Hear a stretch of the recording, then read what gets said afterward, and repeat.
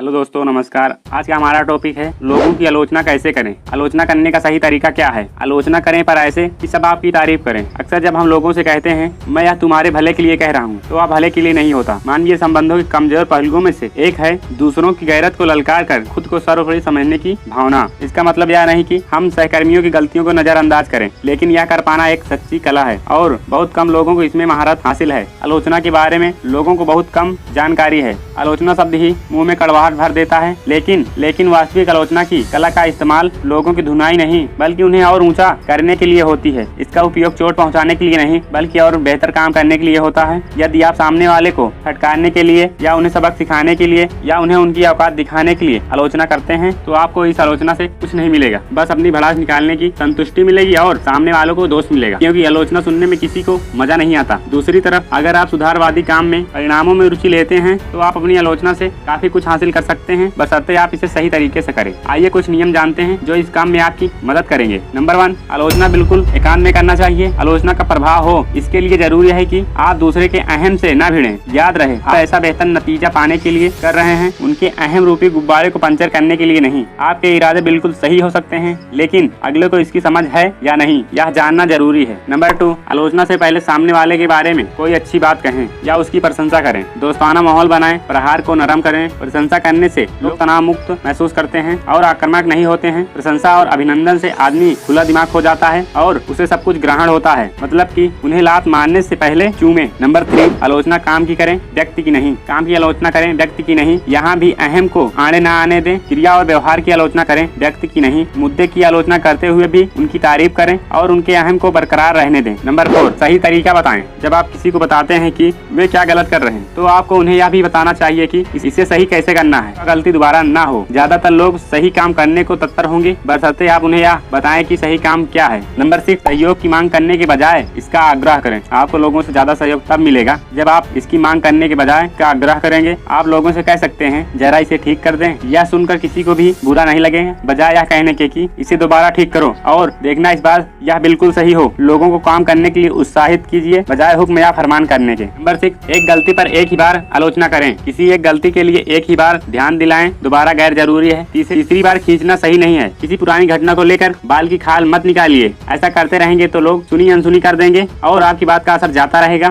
Number 7, आलोचना का दोस्ताना मोड में खत्म करें। जब तक कोई मुद्दा दोस्ताना तरीके से खत्म नहीं होता, तब तक समझिए वह निपटा ही नहीं। चीजों को टालिए मत, निपटाइए, उसे दफन कीजिए और इस मोड पर खत्म करें। हम मित्र हैं, अपनी समस्या सुलझा ली है, आइए मिलकर काम करते हैं और एक दूसरे की मदद करते हैं। इस मोड पर कदापि खत्म न करें कि मैंने तुम्हें फटकार लगा दी है, अब तुम काम में जुट जाओ। यह 7 नियमों में से सबसे महत्वपूर्ण नियम है। तो आप किसी व्यक्ति की अगर गलतियों को बताते हैं तो इन नियमों का पालन करें और सही तरीके से भी करें। और यदि आप में थोड़ी सी भी सीखने की चाह है, आप चाहे नौकरी या बिजनेस करते हैं या फिर स्टूडेंट हैं, आप किसी भी प्रोफेशन में हो सकते हैं। अगर आप सुनकर भी सीखना चाहते हैं तो मिस्टर के बुक समरी चैनल को सब्सक्राइब करके रखें, ताकि आप किताबों की चैप्टर टू चैप्टर समरी सुनकर भी सीख सकें free of cost. Take care.